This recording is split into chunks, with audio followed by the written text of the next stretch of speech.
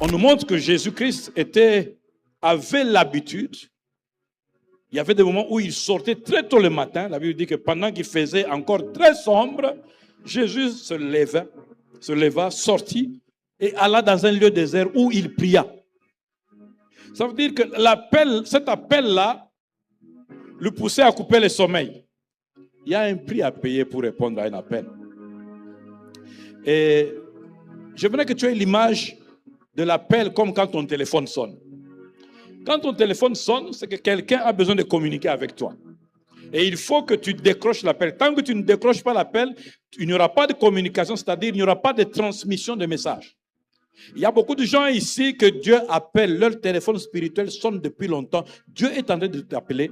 Mais je crois qu'aujourd'hui, avec ce que tu es en train d'entendre, tu vas décrocher cet appel et tu vas répondre à Jésus-Christ.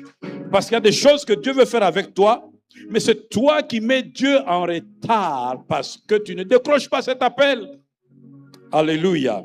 Très tôt le matin, il pouvait parler à son corps et dire, le sommeil c'est bon, mais l'appel de Dieu prime, est prioritaire.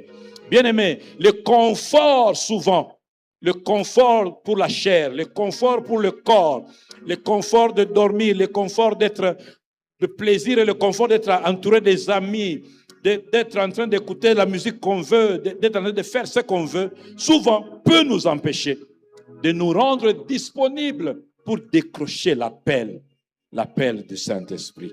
Mais lui, il nous montre qu'il pouvait le faire, même si le corps demandait de dormir et de faire une grasse matinée. Il y a des moments où l'appel que Dieu est en train de te lancer va t'amener à payer le prix. Payer le prix de quitter un certain environnement, payer le prix de changer certains comportements, payer le prix de changer certaines façons de penser et de raisonner pour être disponible parce que le Saint-Esprit a quelque chose à faire avec toi. Et je voudrais faire remarquer ici que celui qui fait l'appel, c'est Dieu. Dieu compose tout le temps. Dieu connaît ton numéro, il le compose tout le temps. Il a besoin de parler avec toi, il a besoin de toi en secret. Il compose ce numéro. Aujourd'hui, j'ai pris le Saint-Esprit de te rendre sensible.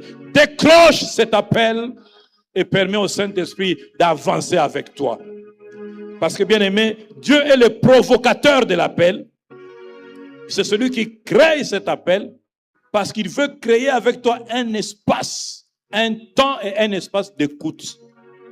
Un temps et un espace d'intimité. Un temps et un espace où tu sors de la pression. Tu sors